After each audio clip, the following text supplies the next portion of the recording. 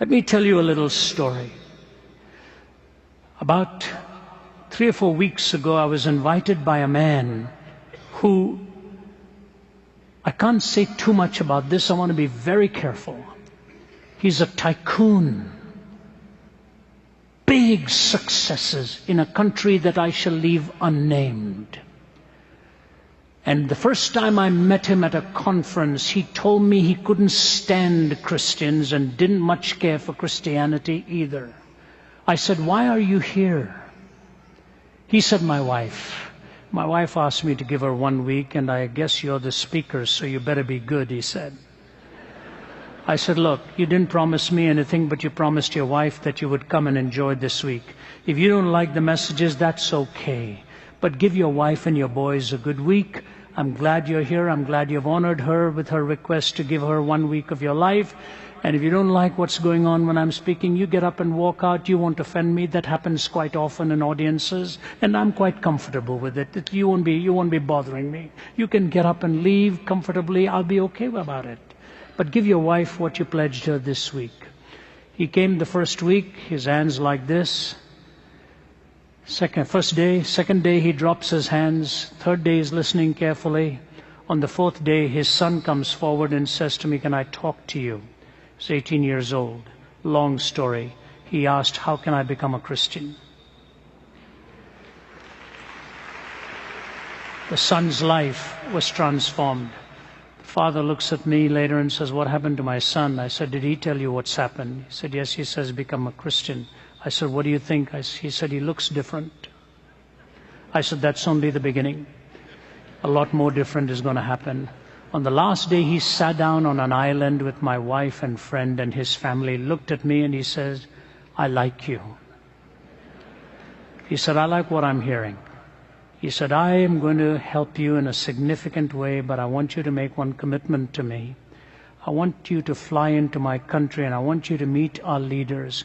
What you have preached is what my nation needs."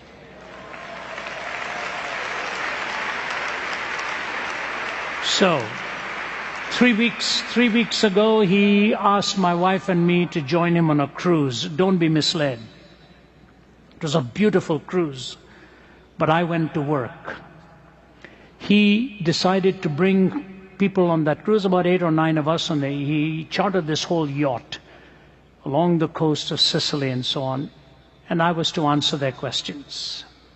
So I worked. 3 days into it, this man sits down, one of the men he brought sits down next to me. He's 50 years old.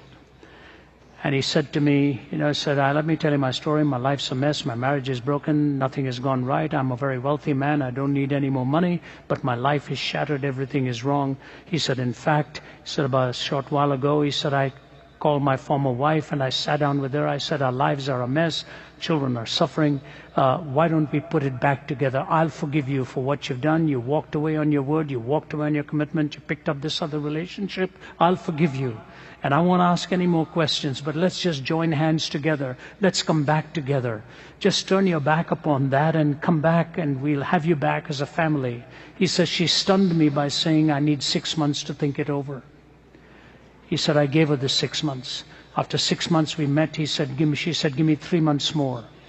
And after we met 3 months later, she said, I don't like you laying down all these stipulations for me. I'm just not comfortable with the way you lay all these ground rules for me and so on.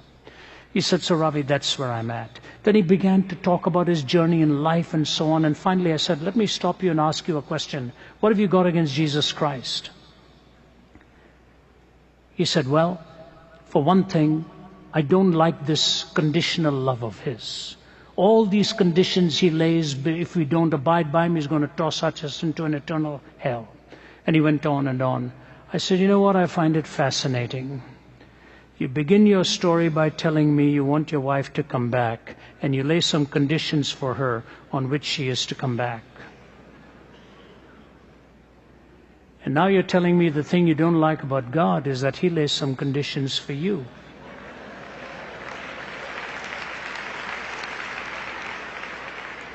I promise you, here's what happened. We were sitting on a sofa. He was on my left. I'm looking at him this way. He stares and stares at me, gets off that sofa, on his knees. He covers his face and he sobs like a little boy with drawn out, long heaves and sobs. I just didn't know what to do at the moment. He sobbed and sobbed. I had the privilege of getting down next to him, putting my arm around him, and praying with him as he gave his life to Jesus Christ. That night in a tiny little island in Sicily, at the end of the dinner, he stands up and tells everybody, "Can I say something to you? Today, the 20th of June, is my real birthday. I have found Jesus Christ, and I am a new person today." The man who invited him is the man I mentioned I met before. And he just looked at him and he said, "Now you're going to make me start crying." And his 3 sons said to me that night, "I've never seen my father cry before." There's a law of God. There are parameters. There are boundaries. You want to enjoy life? You honor His law. You do it His way.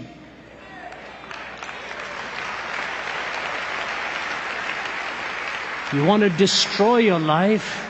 You violate the laws.